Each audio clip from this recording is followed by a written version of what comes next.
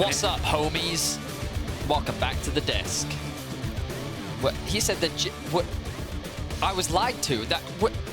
Oh, it's the one with the red, like the gym. Yeah, do you not see the gym? That was cheeky. Sneaky. Very confusing though. Yeah. We are getting ready for Astralis versus BDS. We are. Game 2. Yeah, some pretty big stakes on this game as well. 32 ounces, maybe 64 ounce. Pretty big stakes. Why have you brought? Because it's a steak. That would be a big steak, Vedi. Be a large cut of beef. Loser of this game, or loser of the series, gets eliminated and has a 2-week vacation, a 2-week holiday before we start up the spring split. Of course, the winner of this series faces off against Mad Lions tomorrow. Yeah, so very quick reminder. So next week will be the Winter Split finals weekend. Yep. Friday, Monday, Saturday, Sunday is the weekend. Well, I was going to get to that. Okay, but sure. This Monday will be the first best of 5 between G2 and Koi. True. And then next week, starting on Friday, Saturday, Sunday, will be the LEC Winter Split finals weekend. Then there'll be a week break, and then we're back in it immediately the weekend after for the spring split. It's Friday, and then Saturday, Sunday. And then what after that? Oh, we have a week break. And Yes. So it's Friday, Saturday, Sunday. Anyway, Astralis and BDS are into draft. Again, Zeri banned, Olaf banned this time by Astralis. They don't want any of that action from Adam in the top lane. Caitlyn removed by BDS. Alongside that, Elise. Perhaps they thought, 113 could play that in answer to Sheo's Elise from game 1. What else are we going to see banned here, Vedi? Get a Lucian Nami, perhaps? Instead, Sejuani. Oh, Sejuani banned. Does that mean that the Viego, maybe the Jarvan, is going to come out? Have you heard of a champion called Vi? I have. I didn't think she was good when she first came out. I still don't think she's particularly good now. Great in Arcane, though. Great in Arcane. Wonderful. One of my favorites. Yeah, I mean, they could first pick Lucian. They should probably first pick Lucian. I would first pick Lucian. That makes sense to me. I would first pick Lucian. Yeah. I'm not going to give any of the suggestions because they're going to first pick Lucian. Okay. Instead, it's the Ashe. Pushing bot lane. There's nothing wrong with Ashe. I understand why Ashe is really strong. It does make sense, but I think Kobbe needs a champion that he can kill things in, and I think that champion's very strong in team fights, and then JeongHoon playing something that enables him in team fights, like Lucian Nami, really, really good. But okay, I wonder if BDS was kind of tempting them to be like, ooh, take the Lucian Nami, and then we'll take Ashe. So perhaps that was one of the things that they concerned about, because you did see that they didn't insta-lock, they did take their time. I mean, the thing is, you can go Karma Varus here, though, if you want to try and answer the push that comes out from Ashe and anything in terms of the AD carries. And Ashe Varus, a very strong combination if JeongHoon wants to take the Ashe support. So BDS have already locked in that Karma. I wonder if Heimerdinger is still considered an option by the pros. We know that on this patch we've been seeing it significantly less, but I do wonder if teams are still interested. Sheo's Wukong, something I'm excited to see. His performance against G2 was pretty impressive, and I think that he already had a fantastic game 1, and I think that already you're building up a lot of options. You have some early game presence with the Wukong, you have good team fighting with the Wukong, you've got range, poke, scaling with the side of the Karma. Remember, the Karma can also be flexible, flexed into multiple roles, whether it be top, mid, bot, whatever you want. And I'm very surprised that Astralis is locking in Gnar right now. I mean, it's comfort for Finn in the top lane, but it also means that you have to sack either AD carry or jungle here. You could flex the Ashe to AD carry, and then you pick jungle here, but instead looks like they're going to go Varus Ashe for the powerful Hail of Blades combination down towards that bottom lane. Sure. Which means 113 will have to search deeper into his pool for a jungler to select. So BDS are just going to do what they've already done, which is play a very safe, very good scaling bot lane, gives you a lot of power already at level 1, level 2 as well.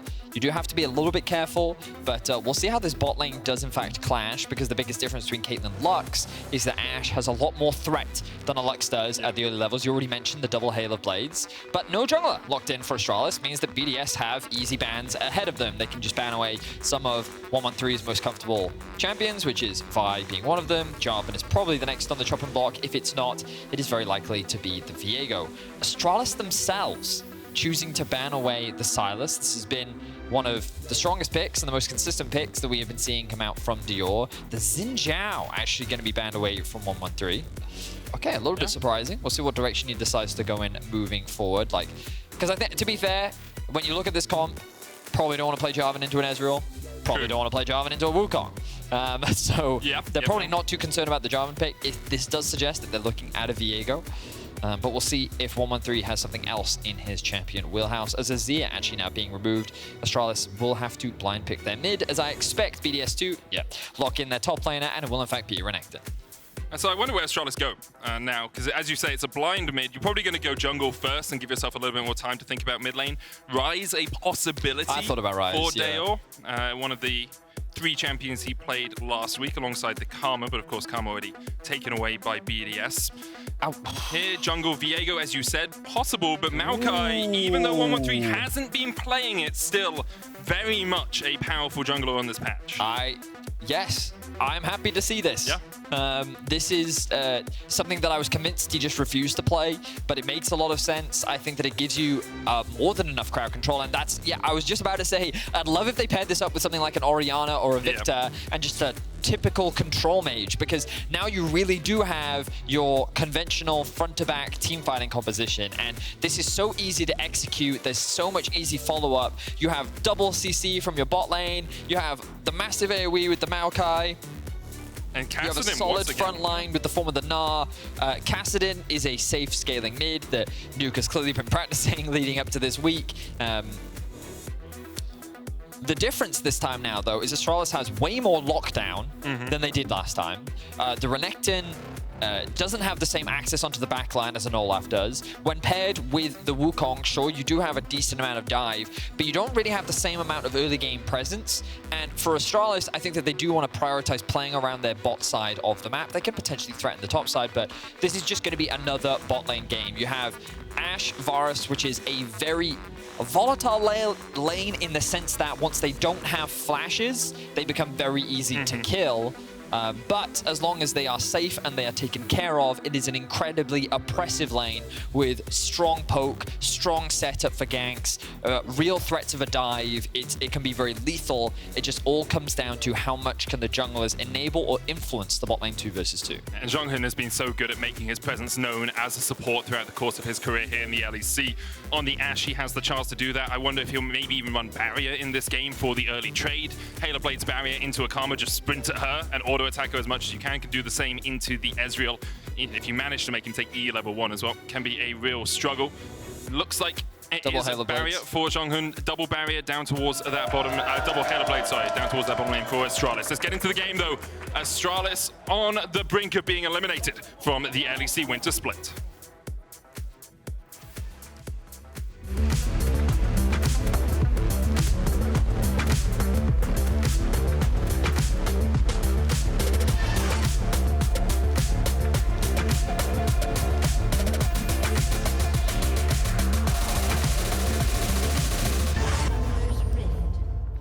And the question for Crownie is, if the comets are coming from the other side, do they connect?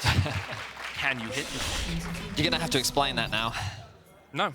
No? I don't have to. Just going to refuse? I have every right to not explain. No, you're not going to educate our viewers on what Crownie's comet means? You can go for it, man.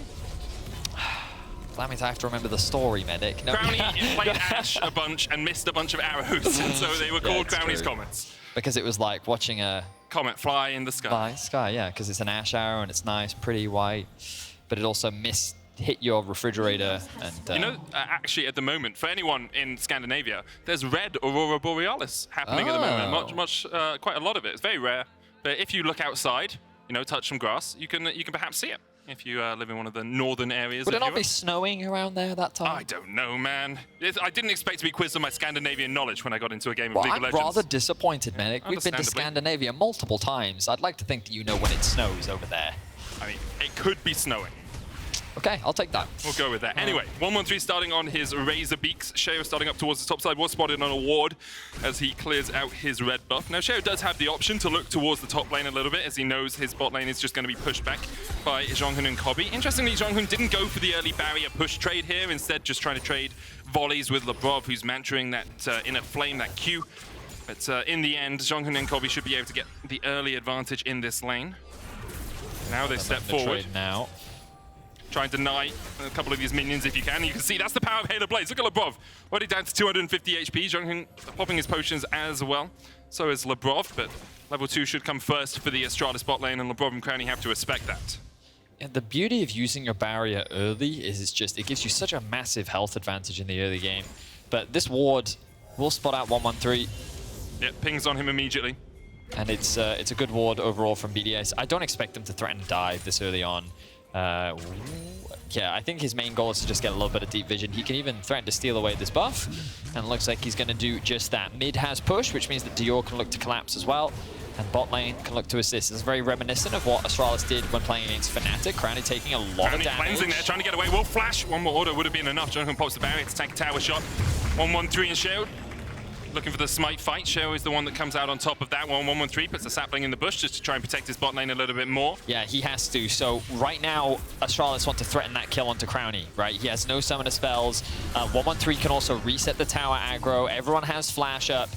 And they could deny Crownie a lot, but he was able to stick around. He burnt all of his health pots, was able to pick up a lot of XP, and look, he's even staying even in CS for the time being. 113 does have smite up. Is he even going to get in range fast enough, though? Yes, he will. Smites that it away. Sheo low. Does try and go forward. The bot coming in from the side as well. Flashes over the wall. If it hit that inner flame, it would have been enough. The ignite ticking as well, but the phase rush from 113 was enough to escape. JeongHoon flashing forward, though they know this Karma doesn't have an escape left. And this is the power of that Ashe. First blood goes over to Crownie. JeongHoon takes a second in response. Okay, so a lot of weird things just happened, Medic. Labrov committed flash ignite to try and secure that kill onto 113. The idea was good, but 113 had full information that was about to happen, which meant that he could react in time. Adam now roaming mid, a typical Adam move. He took the scuttle crab as well.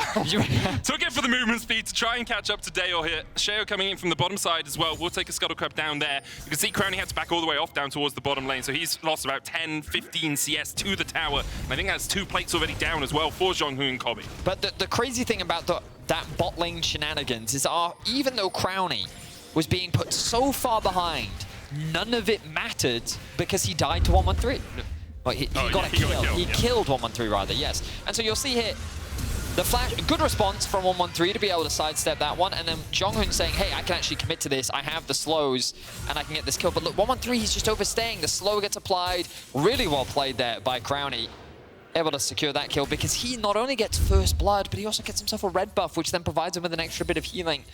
And so now he's actually with a gold advantage, even though he's 9 CS down. So and 2 plates down as well. All of that early work that was done completely mitigated. So big shame there for Astralis in terms of their early game, looking promising, but for the time being, not the end of the world though for Astralis. They still hold on to a gold lead for now. JeongHoon has 500 gold over Labrov, and that means he gets to his Umbral Glaive quicker, which gives you so much vision control, so much map control, and of course means that you can be powering out those ultimates even more during the mid game, and that's where Ashe really thrives. Like, her laning is great, but when your ultimate's on a 38-second cooldown at level 11, and you're just like pew, pew, pew, pew, pew, makes it so easy for you to find picks on the map. Right, because you don't want to be pew-pew. No, you need the extra 2 pews. Yeah, the extra 2 pews. It's like a small church getting changed into a cathedral. You add in the pews. Yeah, no, totally. And it gets bigger, yeah. Right, exactly. And then you add a choir in, and you know, and then it all just comes together.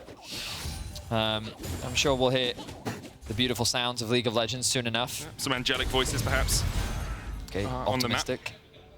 Well, angels sing when you die as well. I'm sure there's going to be some death. Oh, okay, cool. We're going straight there. Cool. In-game, of course. In-game. Whew, that was close.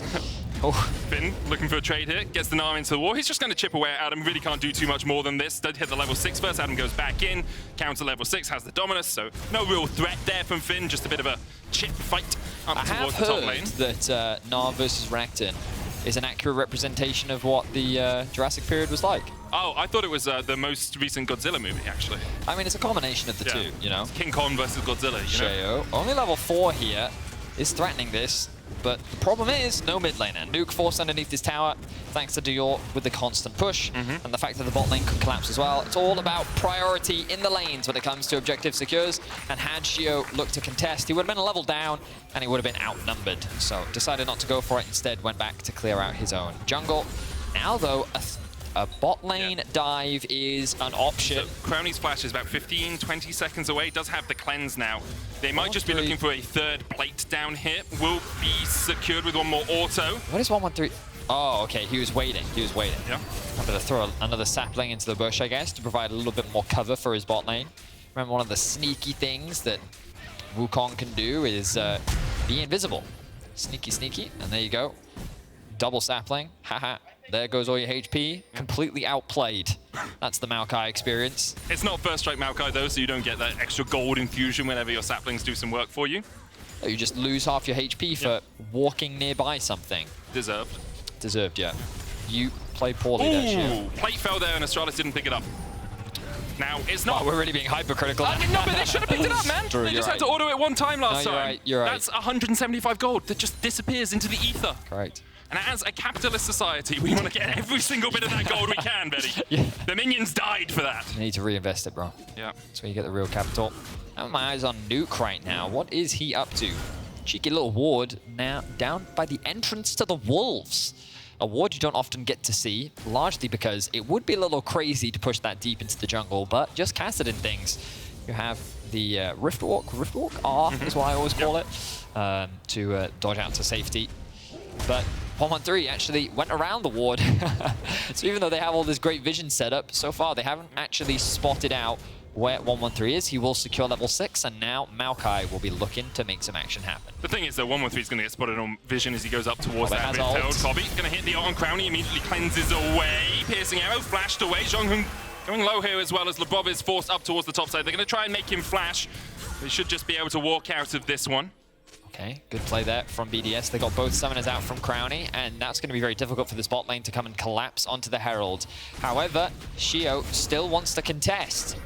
We can see Labrov, even though he got bullied off of it, has made his way up towards top, and he should be able to assist in this fight. I think they're very scared of Renekton Wukong at this point in the game.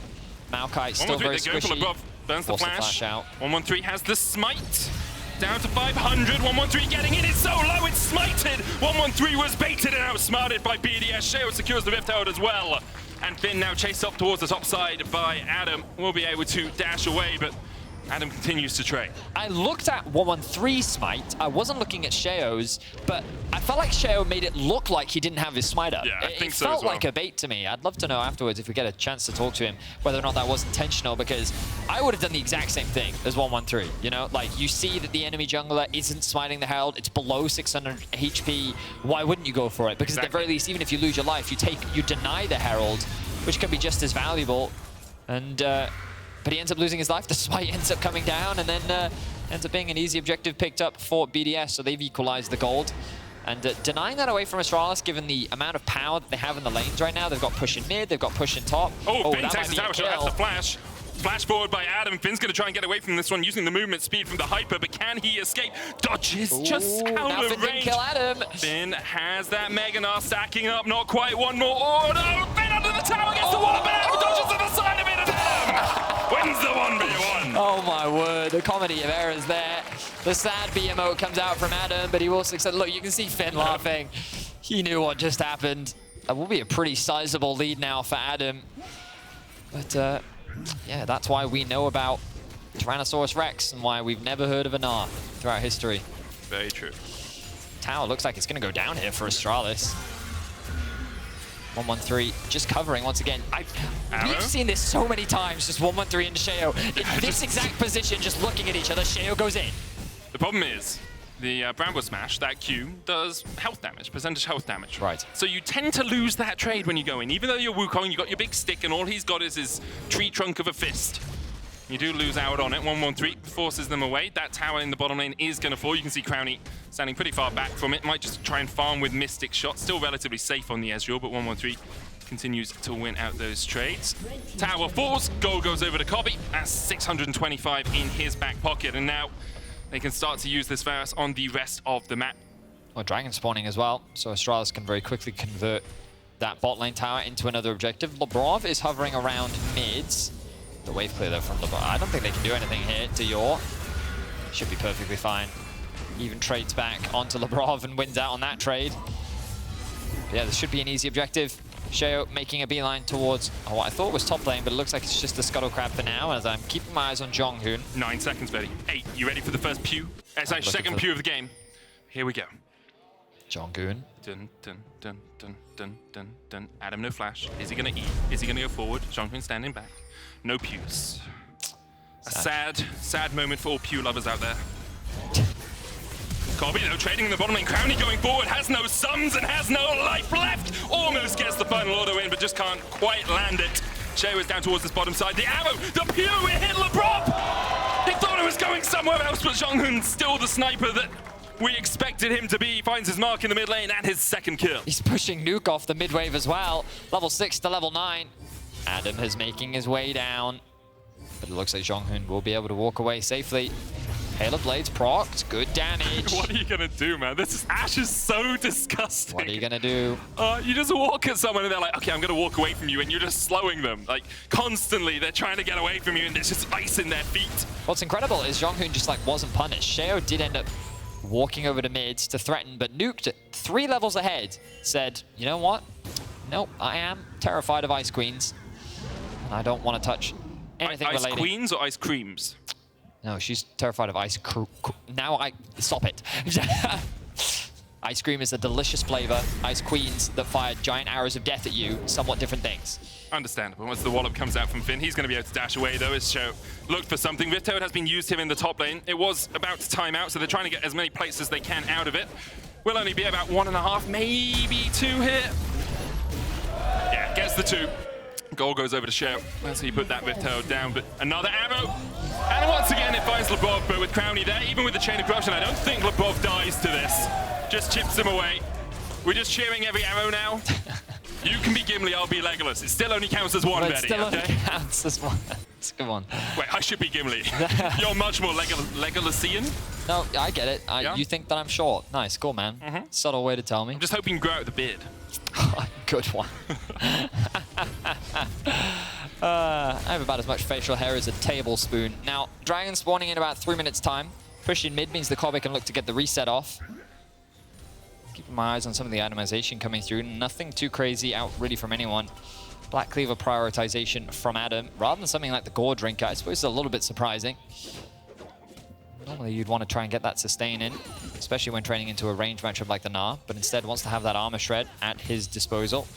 Of course, one of the things about Maokai is AP, of course. Does mean that while the damage is ruthless and the poke is annoying, it, as you can see right now, thank you observers for highlighting, doesn't mean that 113 is actually that tanky. Often doesn't really matter, because the ultimate provides more than enough utility, but still something to keep track of as Astralis find themselves with the gold lead. Want to remind everyone as well that the loser of this series will be eliminated from the Winter Split. And Astralis find themselves with a 1k gold lead is definitely the place they want to be.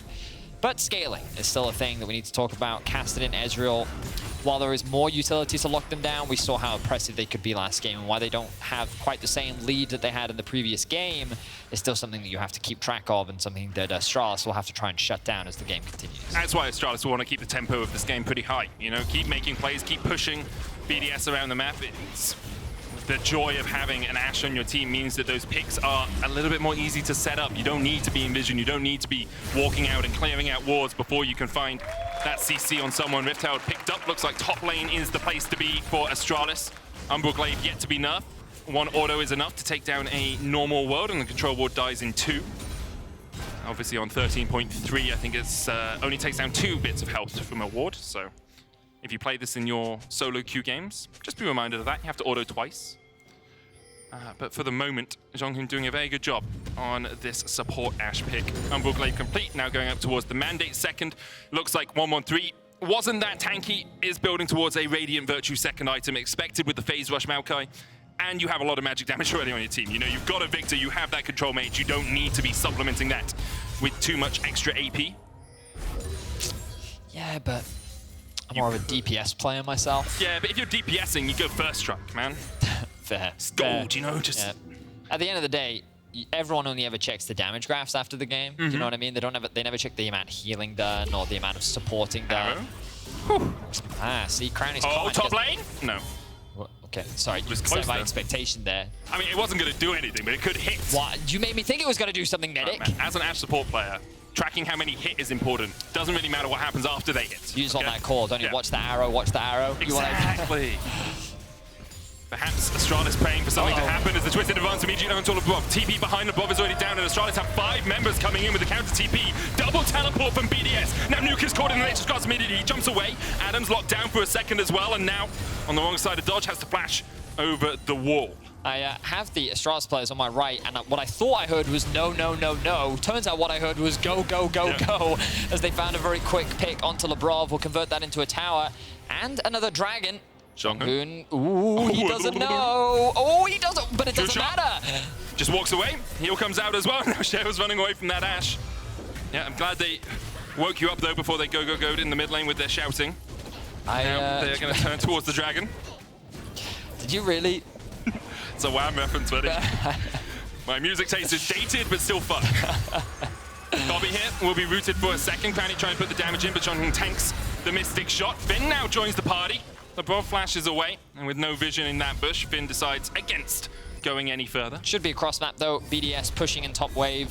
Sheo stealing away some camps. But Astralis looking a lot more in control in this early game. Last game, it felt like that things fell apart when their bot lane weren't able to find any, well, any advantages really. They got shut down by a couple of good ganks from Sheo. But this time round, with a range matchup in favor of Dajor, it means that he can actually bully the Kassadin out. They were able to secure the tower. He also finds himself with a 600 gold lead. Bot lane, they were able to take the first tower and move around the map and find a good number of kills. And while 113 has been the individual that has died, it doesn't really matter. His core responsibility is to provide utility and set his carries up for success, which is exactly what he is doing. Adam and Sheo now looking for a play onto Finn. Will Finn spot out the play? Well, he won't get caught by it, I think. Is, See, you jumped to a conclusion there, Medic. I thought I was going to say one thing, but then I whim-whammed you. You subverted my expectations, Vedi. No, I did a bazinga. A bazinga. Yeah, a bazinga. That's what they call that. I thought my references were dated. Yeah. It's not that old. Well, we'll see if this game concludes in a big bang for Astralis as they look to even out this series at 1-1 and delay elimination for at least one more day. Viktor charges in, the tower goes down. JeongHoon has an arrow, and Adam dashes back into it. Stunned up, Chain of Corruption coming out as well, but the Dominus will be popped. JeongHoon still chasing forward here. Now, Adam has no flash, and he's feeling the pain of a few arrows from the quiver of JeongHoon, but now the root coming out with a Nature's Grasp. Sheo cyclones and takes the way to the burn from Demonic Embrace. Wow, that was just a lot of chip damage that kind of dropped on top of Sheo. You had the Liandries and the Demonics ticking away from both Dajor and 113. They're able to punish Sheo for that one, and Astralis' goal lead continues to mount. Unlikely that they'll be able to convert it into a Baron, but a little bit more vision control, a little bit more farm. Definitely a welcome reward from Astralis. Yeah, they'll be happy with the state of affairs right now. You know, 2,700, 2,500 gold ahead in a very strong position. Next Dragon up in 2.5 minutes time for them, and of course the Baron. A possibility. When you have Demonic Embrace and Liandries from the Maokai and the Viktor, you actually get through that Baron very, very quickly. So they can, if they gain vision control around it, sneak it away under BDS's noses. BDS, though, still looking to scale. 5 stacks on the Rod of Ages from Nuke. I think it's going to be about the same time here. Might be the 15 to 16 evolution. The level up for that Kassadin. Only first item for Crownie, though. Now, Manamune stacked up completely, so second item comes in as I say that. Still, this Ezreal can put down a lot of damage in fights. The question is, can he survive for long enough to do so? Well, I think this is one of the things where Astralis, they have a lot of range. They don't necessarily have a lot of backline threat. Sure. So one of the problems they're going to have is the exact same problem that they had last game, which was how do you actually stop Nuke and Crownie from killing everyone? JeongHoon just didn't see that ward. So his Umbral Glaive procced, and he's looking for where the ward was, but he walked down the bottom side of the Baron, not towards the top side. And Umbral Glaive, I think, is slightly shorter range than Sweeper, so you actually don't see the ward if you don't go towards the top side of the pit. So there's a ward in the back of the pit here that Astralis now know is there, but they didn't know a second ago. And that's 75 extra gold that they invested into that, Betty. It's going to hurt. JeongHoon is, that's going to go in his performance review, that's for sure. Missing wards, definitely can't afford to do that as a support. Right now, we like to talk about random things because we're mainly waiting for the next setup to happen. Okay, what random thing do you have? What random thing do I have? Well, you said we like to talk about random things, so... Do you know I learned to juggle to impress a girl once? Really? Yeah. Did it work? Yeah. Nice. She was really impressed. She didn't go out with me, but she was impressed. Yeah. But it was more for your own self-satisfaction of knowing that you learned a new skill. Nope, just the girl, yep. I don't know why I thought juggling would convince her that I was a worthwhile partner. I thought this could be like a Bob Ross sort of moment where you're like, I learned it for myself, but I learned it for her, but actually the real lesson I learned along the way was pleasing myself is more important than outside factors, you know? What? Making myself happy by juggling. Right, that's what we're gonna talk about the dragon this morning. With my accomplishments, Faye. You took that to a dark place. Talk about the dragons. Okay, can I talk about it while you... Yeah, you go ahead. So next dragon's up in 30 seconds. You can see Astralis setting up around it. Control goes down. They're using the saplings as well to gain vision. Nuke's up towards the top side. Does have the TP if he wants to join this. And Astralis will just push out in the mid wave, then come down. They're using the TP as well from Finn to make sure that all 5 members are grouped up around this. 15 seconds on the mountain would be their 3rd dragon of the game and put them on soul point. And that would be great for Astralis. BDS still happy to scale. You can see they backed off. They're not fighting this. They are TPing down towards the bottom lane, which seems... I mean, Adam's not going for a fight, but it seems a little over-eager from Adam when Astralis can just close in. JeongHoon has the arrow here as well. Adam just pushes out the wave. He's fine. Yeah, it should be True absolutely Sjokz fine. comes in as well. The dragon was there a moment ago, but it was leashed out by Astralis, and they'll take their 3rd dragon of the game. Also, I have to correct myself earlier. I did say it was a little surprising to see the Black Cleaver first. Not that surprising when you go for the Jack Show as a second item, right? You go for more of the defensive item follow-up, so do have to correct myself there. Adam will be a little bit more durable. The arrow will connect onto Sheo, but he should be fine. The Merc Treads working overtime as they're able to help him get to safety. But Astralis in a very commanding position right now. 3 dragons to 1. They have a healthy gold lead of about 2k, and they're setting up for the Baron as the next core objective. I'd be surprised if they started that one off, but as I say that, they're just looking to clear out some of the vision. I wonder how much each member is... thank you, Medic. I was curious as to how much they were sitting on right now. I wouldn't be surprised to see them go back to base and spend some of that gold. You can see Kobbe sitting on about 1,600. Doesn't want to invest it just yet. Might be looking for that full mana moon. Could go back and get a core field. It's not quite enough gold in his inventory to fully buy that off Boris, but for the moment seems to be happy enough. Nuke, level 14 out of 16. So he's got 2 minutes or 1 minute now to get that remaining, say, 30% of his XP bar up. You can see the little purple bar by the Kassadin portrait shows us how close he is to 15. He'll really want to get that XP, because if he doesn't, obviously, the level up goes from 14 to 15, and that is just a sliver of experience for him. Just a, you know, date at McDonald's instead of a full Valentine's Day at the Opera or something in terms of his life experience. Exactly that. Yeah. Where are you going to get it, man? Yeah, is it enough? Is he gonna get it? He's looking to get it off the wolves. It Can't be like. long left on the rod. Let's see. Not much is happening in the game. This is the most exciting thing, I promise you. Here he comes. Is he going to get it? How much XP will he get? 9. Oh, he's still only 14! It's clutch. Get the minions in the mid lane! How much time does he have? Still only 14! 15! 15! There it is. Woo! That's all he needed. Yep. He needed that last bit of XP. Now when the Rod of Ages ticks over, he will be at Doomsday level. You right there, mate? I may have broken the desk. You broke the desk. I fixed it. You fixed it, all right. Nice.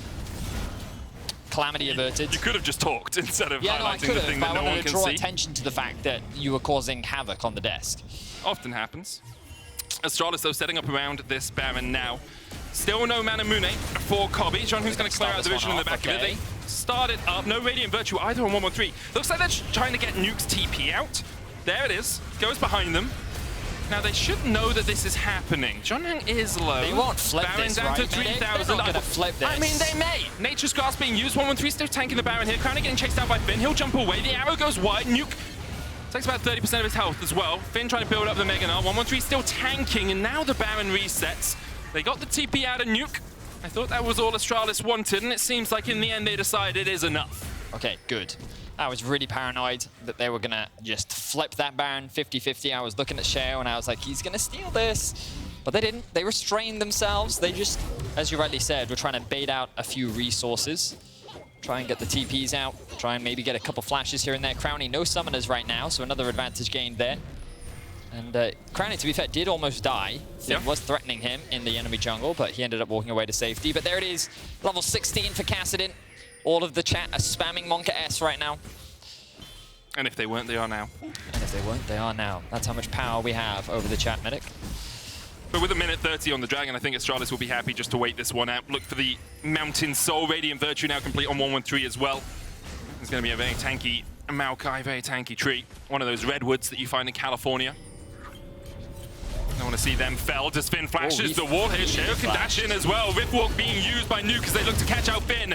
And that little Gnar has nowhere to go. The Cyclone just short, but Labrov is cutting off his escape. Nuke takes him down.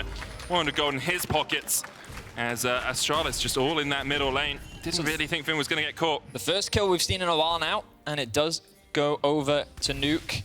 He should be able to push out this top wave, and I thought the BDS could even threaten a Baron here, but it seems they don't feel confident in that. Arrow won't connect onto Crownie, will connect onto Adam, but he should be absolutely fine. It's the Ice Age. Is it? It's an arrow hitting a dinosaur, right? Because that's what happened in the Ice Age. It's an ice arrow, yeah. Right, no, yeah, I remember that. Those are good movies. Yeah, and oh, I thought, okay, yeah. Sid, the little squirrel, eating with his acorn. Sloth was Sid was the sloth. Then what was the squirrel's name? I don't think the squirrel had a name. It probably did, and now we're going to get angry emails. There's no way the squirrel didn't have a name. Anyway, BDS setting up around this dragon now. Astralis doing the same. What would you call the squirrel? Quickly, we've got 15 seconds. I'm not going to name the squirrel when he has a name. TP coming in. Let's see what does more damage. The squirrel's acorn or Astralis' Maokai ultimate. Ezreal ultimate going to use 0 damage right now. Yeah. Adam caught out with the arrow chain of corruption used as well there. That's 2 big engage tools from Astralis just to force Adam back. They're going to start up the dragon, but what more do they have? They are on soul point right now. This will give so Adam's gonna walk in. the soul. He's forced up towards the top side. Finn's going to chase him out. JeongHoon coming in from the side as well. Third of the cooldown taken off that arrow. Nuke looking with a flank. He's spotted by JeongHoon. The dragon down to 5,000. Nuke still stepping forward here, though. Dragon down to 3,000 now. Nature's Grass TP coming in as well from Adam as he looks to join the fight. Sheo secures the dragon. Nuke now on his lonesome. Isolated by Astralis. Finn looking for the flank. The Gnar into the wall. You can taste it. He finds 2. The wall up on Crownie as well. Twisted advance forward to catch out Adam. Crownie forced away. Astralis on the hunt. Hungry for blood. Finn's like a shark in the water as 113 steps forward once again. A shutdown goes down. JeongHoon lands the arrow onto Adam as well, and Finn is chasing that dinosaur further and further. Nuke flashes forward, will take out Finn. JeongHoon next up, but the barrier saves his life for just a second. Nuke hits 2. In the end, Astralis get a triple. Kobbe gets a triple, but the dragon goes over to BDS. Wow, if it weren't for Nuke, Astralis could have very quickly converted that dragon into a Baron. It's a great play from BDS to be able to steal away the soul, but the fight was devastating, and you can see how much more control Astralis have over the fights. Nuke threatening the backline, looking for a flank. He's getting zoned away by Dajor and JeongHoon, but that means that there's no real threat on the dragon. That means it becomes a 50-50 smite. The smite was secured by Sheo. 1-3 wasn't quite able to land it in time, and then Nuke can just disengage, get to safety, but then Finn comes in on the flank. Labrov tries to flash away. Crownie gets CC'd up. His cleanse does come up a little bit later, and he uses it to try and create space, but then 113 still has the flash and is able to lock Crownie down. But then if it weren't for Nuke here, you can see all 5 members alive for Astralis. They could have gone back to base, made a beeline towards the Baron. But by greeting for Adam to try and secure that kill, it made it so that Nuke could actually secure this kill. And he looks for the 3rd one. Look at the damage he's able to get onto Kobbe, but Kobbe did enough to be able to secure the triple. And now Astralis are very strong, and they're already in a position to start threatening this Baron. That threat of a late game Kassadin, though, something not to be trifled with. Nuke has TP, Adam does not. Trusha Barrage comes out, and now BDS realize the Baron has been begun. The bell has rung for the next fight, the next round of this boxing match. The arrow connects onto Crownie. Adam now joining the party. TP. No! Nuke mistakes his TP. He TP to a control ward in the bottom lane. Nuke cannot join this. And that could be it. A single misclick from Nuke as he teleports to a control ward in the bottom lane means that Astralis don't have to deal with the Kassadin. They secure the Baron. They kill Sheo. And now they can push in mid. It was still a bit of a risky Baron there. Sheo was able to make his way into the pit, but he wasn't able to secure the steal. Now Astralis are threatening the base of BDS. They were confident in their Ezreal Karma bot lane, but this time it was shut down in the early game. Astralis have looked good in the team fights. The arrow lands. Not really too much follow-up. Crownie can dash away. Baron in 2 waves for Dajor in the top lane and for Kobbe and JeongHoon in the mid. Looks like they're just going for the tier 2s for now. Reset, spend the gold that you're sitting on. You can see almost over 1,000 on everyone in the game. We'll have another look at this, but if you look at the minimap, you can see Nuke TPs in entirely the wrong place. Oof. And that's going to cost you. Yeah, you hate to see it. So much damage missing there. Sheo, he flashes blind into the pit to try and steal it away. All of the vision was denied from him. He'd used the W earlier on. And Astralis walk away with that one. Oh, we're going to get a look back. He didn't have to do this to them observers, man. Like, oh, God. He had such a good game 1. He's having a great game 2 as well. Scaled up on this Kassadin, but that TP can cost you everything in a game like this. Thankfully, they would still have one more. Sheo caught out down towards the bottom side. Not really sure how he ended up in this situation. And right now, yeah, he's not a happy chappy, is he, Vedi?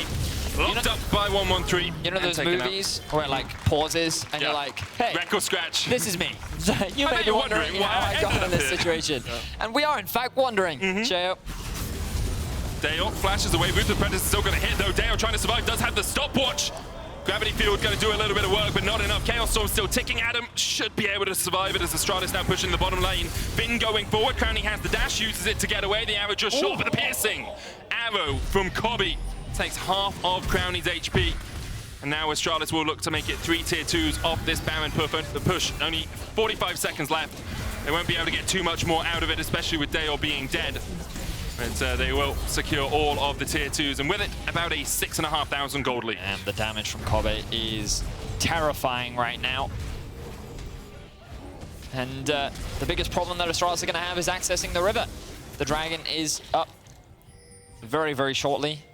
And with the push that they have in the bot lane, the push they have in mid, and with Dajor having TP rather, Astralis should be able to secure this one. BDS are trying to force their way in though. Adam face checking with the assistance of Labrov. Crownie taking so much damage from the Maokai saplings. And what do we have looking for a flank. What do we have in terms of summoners here, Vedi? Sheo no flash, Adam none either. Nukes is on its way back off cooldown. Crownie has everything. Not there yet. Crownie, as you say, has everything. Dajor, no flash, but flashes across the board for the rest of Astralis, especially on Finn. You can see he's built up that Mega Gnar. Sheo's going to try and mark him to make sure that Gnar can't get onto his backline, but Finn doesn't actually have anywhere to build up his rage any further, so he jumps into the middle of the pit with that blast cone. Adam pops the Dominus. Finn down towards the bottom side as Nature's Grass is used as well. Sheo's going to try and get in there, try to steal away this Mountain, but it's secured by 113. And now with the Mountain Soul, Nuke is forced up towards the top side. Finn dives in, Sheo gets across the wall, manages to escape. Crownie trying to put the damage down. The house goes wide, but Finn able to bet it all on winning this fight against Sheo. Sheo dodges across the wall, Finn follows him, and Sheo will fall to Dajor. An easy team fight for Astralis. Their composition works best when the opposition is forced to come into them. And that's exactly what they're able to do with the position that they have. BDS feel forced to fight for the soul. And so they're the ones looking for these flanks. They're the ones trying to get onto the back line. But Astralis just keep chipping away at their HP bars. Nuke didn't really find a good flank. Sheo couldn't gain access to the dragon. And you can see it, just look at Nuke at the top of your screen. Look at how he gets chipped away at by Kobbe and JeongHoon as they just zone him away. The ultimate onto the Renekton into the Viktor W to CC him up. And then Sheo, good Mega Gnar from Finn as well, as he's keeping Sheo away from the dragon. It's just so many tools and just so much crowd control that Astralis have to basically lock BDS down. The advantage of this type of composition in game 1 was their mobility. They could dance around Astralis, but now Astralis has said, well, we've decided to just bring way more CC. They've caught Crownie. Crownie has the flash, but instead they go to Labrov, uses the Mikhails. Didn't even finish Shurelia's here, just went straight Mikhails to try and get rid of some of that CC. The arrow, of course, the twisted advance. You talked about it in draft. You liked the fact that Astralis had more crowd control, more ability to lock down members of BDS. You can see BDS trying to respond to that, but Nuke is getting flanked by a very angry tree.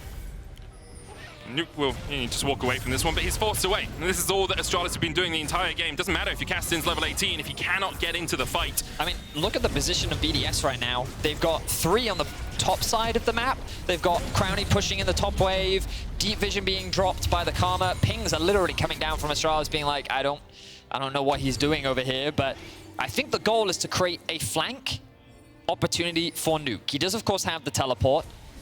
Astralis should have an idea that the ward is there, and Sheo now deep in enemy lines. The arrow will connect with the clone.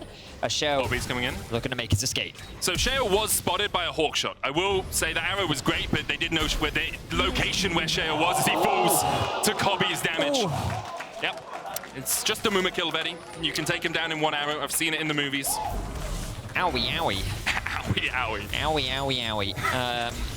Kobbe really is doing his best Legolas impression right now. Clean shot from him, and that should be a clean Baron for Astralis. They're looking to tie us up in this series. this elimination best of 3, the winner will move on for a match against Mad Lions. The loser will be eliminated from the Winter Split. And good adaptation from Astralis from game 1 to game 2. That's why best of 3s are just so much fun to watch, because we do see this. We saw it last week as well from both these teams. Both of them lost their respective first games and then bounced back and were able to take the second game against rivals that perhaps you would expect them to lose to. You know, G2 took a game off, BDS took a game of G2, Astralis took a game off Mad Lions. The winner of this, of course, does face Mad Lions tomorrow alongside, what's the other match that happens tomorrow? The other best of 3? Mad Vitality. Mad Vitality? No, it's Vitality. Vitality SK. Vitality SK, yes, sorry. But Vitality and Mad are the 2 teams waiting. Yes. That's what I meant. But the other best of 3 is SK Vitality. Yes. SK Vitality. A lot of letters, Medic. Yeah, it's tough, you know? Especially when they're not in alphabetical order. It's just... I can do them when they're in alphabetical order, I'll be on. I A, B, C, E, D, G, okay. F. Nice try. You did say E before D, but Really? yeah. But it's okay. I won't hold that against you forever. It's 10 p.m. It's my bedtime. Man. Someone clip that. Thanks. Thank you. Someone just pinged me being like, clipped it, don't worry. Depper's going to put it in the outro at the end of the day. You said it with such confidence too. A, B, C, E, D. Almost as if it was deliberate, Vedi. Almost. That doesn't seem almost logical. as if it was for the bit. No, okay. not a chance. I would never do that. I don't understand comedy well enough. As Astralis understand, they want to close out with this Baron buff. 2 minutes left on it. Inhibitor tower already down in the mid lane. The one in the bottom lane will be raised to the ground as well. Both the inhibitors will fall. You can see Adam trying to make sure it can't be a 3-lane push by Astralis by pushing out the wave himself. But now he has to join his team. TP behind here by Nuke. They're looking for something. Adam, I think, is teleporting as well. Now, this is a very long flank, and your base might be in tatters before you get there. Already one Nexus tower down. Adam now trying to go in. Finn looking for the Mega Gnar, but he's gone into the mini-Gnar form. Nuke trying to get onto Kobbe, but Kobbe is surviving, and he just can't kill him yet. Nuke dives in once again. Already Sheo's fallen. Kobbe survives. Nuke goes down. Absolutely atomized by Astralis. A double for Dajor. Crownie can only stand and watch as his base lies in ruins. And we go all the way to game 3.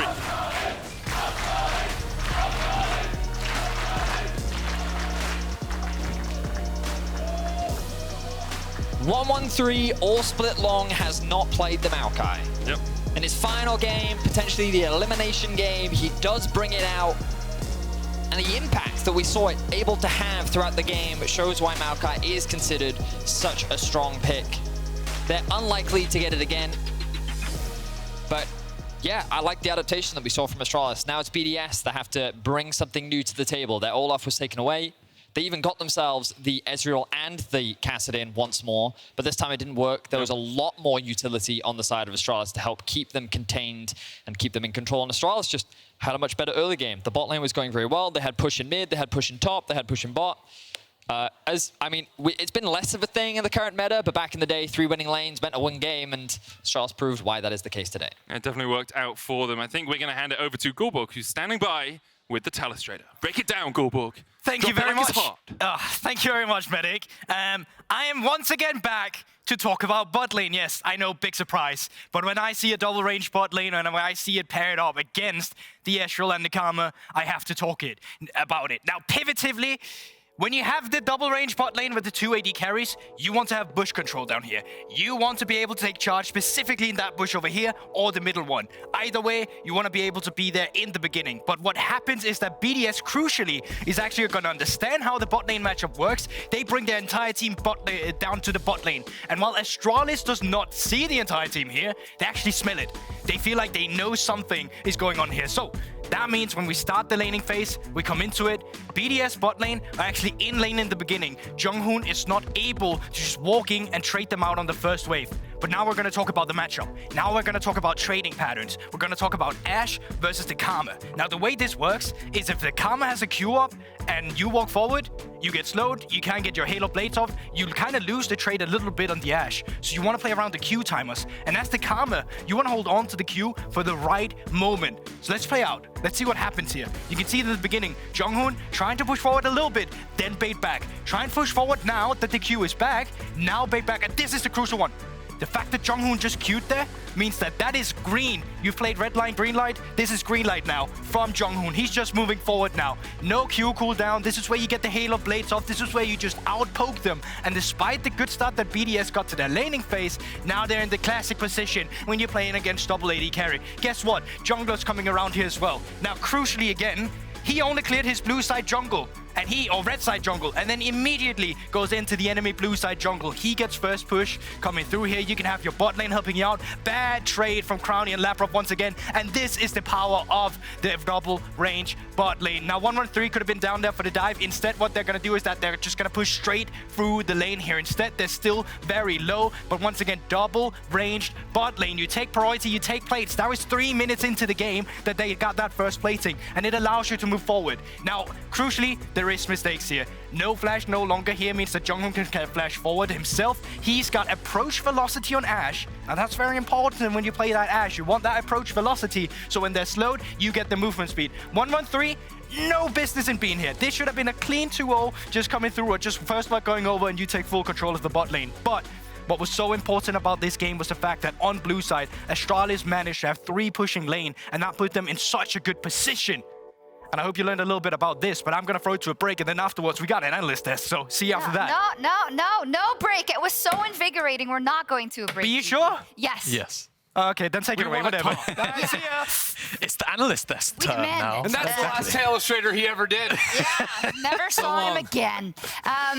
So let's pull up the Oh, they're already up. Oh my God, what's going on? Yeah. There It's haven't just even so been that many ready. games. We're all ready. We're ready with the drafts behind us. Yes. No, I think all things said and done, this is a situation where Team BDS rolled in and they got really sort of torched in the early game drafting department, right? Like a lot of losing lanes with the Kassadin struggling early on as well. This time didn't have the triple kill in the bot river to carry him through either. No. Yeah, I think that was the big thing, right? Astralis actually had much harder winning lanes, and the fact that, to me, the mentality from BDS was, okay, we just drafted this hyper-scaling team composition. We feel like we're probably just going to get away with murder again and do it to Astralis 2 games in a row. But I think Astralis, for me, like Guldborg just illustrated in the Telestrator, had a much clearer way to play the game because they have winning lanes, but also I think 1-on-3, despite the death towards the end of the play itself, actually just continued to do what he just did in that clip. He just kept on coming to the bot side and ensuring that effectively Kobbe and JeongHoon just got a clean 2v2 with not too much interruption. And looking at this series as a whole, like, we are going to continue seeing that, seeing junglers pathing towards the bot side. Same thing happened back in game 1. Like, again, top laners, they're busy killing each other, they're going crazy, but like,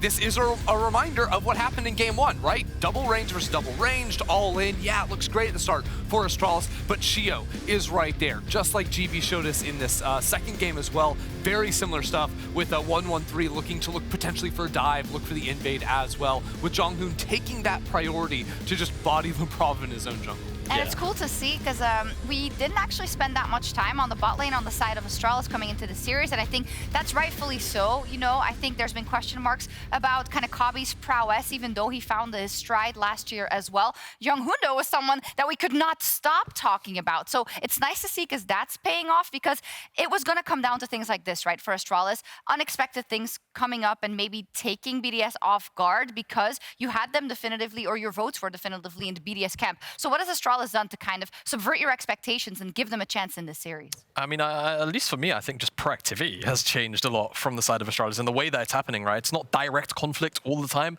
I think we got a better demonstration of what they're actually capable of doing when using just lane pressure and priority. It felt a lot more reminiscent of how like Marcoon typically plays off of his really positive lane states, this game specifically. And I think if we can get a little bit more of that, then they can at the very least try and shut down some of the stronger points like the bottom side for BDS. I do think they also thought really hard about the slipperiness of some of the key picks on the side of BDS, right? Both games, it's been Kassadin in mid lane, Ezreal Karma on the bot side. Like, so much mobility, so much agency to play out the game. But this time, we see them take Maokai, point and click, CC. The bot side, you have the Ashe as well, the Varus too. So big ults try and lock down those super slippery champions, which I think made it a lot harder. Even though Kassadin got all the levels, got all the items he could want, there's so much more CC to stop him coming and just dancing all over you. in terms of 1-1-3 in his champion pool, there were some question marks, right? But the Maokai definitely came out, and even if it's just that, it was perfect for the composition and against the enemy composition. I think those are the things you have to look at in a best of 3, because it isn't always about the extreme depth. It's about what is the right pick in this situation, about being willing to adapt, I want to say, throughout the series. I think we saw that from Astralis. Are we now going to have to see it from BDS, or are you still quite happy with the game plan they fielded? I think that BDS will just pivot and take a little bit more proactive lanes. Like, the Kassadin is something that I think they could potentially go back towards if they want, but definitely need to keep in mind top and bot lane getting priority there. Kassadin is also a pick they could try to abandon, right? If they want to fight early in River anyways, then abandon the Kassadin, go for something that's maybe a little bit more active in the early mid game. Something like a Silas could fill a similar role, but come online earlier. Yeah, Silas, maybe even something like Yone we see a lot in the LPL recently as well, to me. My big question is, what are they going to do with this Ezreal pick? Because I feel like the Oscar music. Do you hear it? You know, the Oscar music when someone needs to stop their speech? Oh, really? I think that's happening. Do you hear it? I don't hear it, no. Oh, it's not. Is it just you? No, I hear it. Oh, yeah, You hear yeah. it? I don't hear it. But I also hear voices, so. Oh, you hear voice? I'm so sorry, Jamada, to cut you off. Please, It's okay. Take your points. Yeah, I think the next big question for me really is about how... is what Hazing the new guy. Oh I love my this. God. I love this. I'm Okay, sorry. Go no, ahead. it's okay. Look, you guys get to play pranks on me. I get it. I'm gonna get you back. I really want to hear your point, though. Like, really. I think what's going to happen now with the Varus pick and the Ezreal picks? I think now Crownie's lent on it 2 times. It got exposed this time in the second game. Is Varus just going to now become the priority? Obviously, the Ashe got paired with the Varus, and that just makes it very, very difficult to lane in general. But I feel like the fact that Crownie lent on it this game is a bit almost questionable in my mind when you're going against something as poke heavy and as lane dominant as that. So that's kind of the question for me, is what will the bot lane priority actually change to be? Because we've not just seen like the Resident Sleepers, Zeri, Nami Lucian lane so far in the series. Yeah, I do also wonder if there is ever an element to bring a melee support in here and look for like level 2 gank in bot lane, look for an instant kill as an option. Now, I think if you are playing that melee support, you do need to get active there very, very early. So a lot of emphasis on the jungler to path there. And the stakes are so high because one team avoids elimination and one team will advance to face Mad tomorrow. Actually, that's the same team because they would avoid, oh my God, avoid elimination and no go matter on. What? Mad no matter what. Exactly. It all comes down to game 3, right after the break. Get me a coffee. They're whispering. They're whispering. 1-1-3 has the smite. Down to 500. 1-1-3 getting it so low, it's slighted. 1-1-3 was baited and outsmarted by BDS. Sheo secures the Rift Herald as well. And shutdown goes down. JeongHoon lands the arrow onto Adam as well and Finn is chasing that dinosaur. Further and further, Nuke flashes forward, will take out Finn. JeongHoon next up, but the barrier saves his life for just a second. Nuke hits 2. In the end, Astralis get a triple. Kite to the right, kite to the right. Okay, me. Kassadin. I'm dead. It's fine. Okay. Maybe not. Oh, nice. Murdering there. Wait, are you okay, Dajor? I don't know where you are. Are you winning stun? Best, I need best, bro.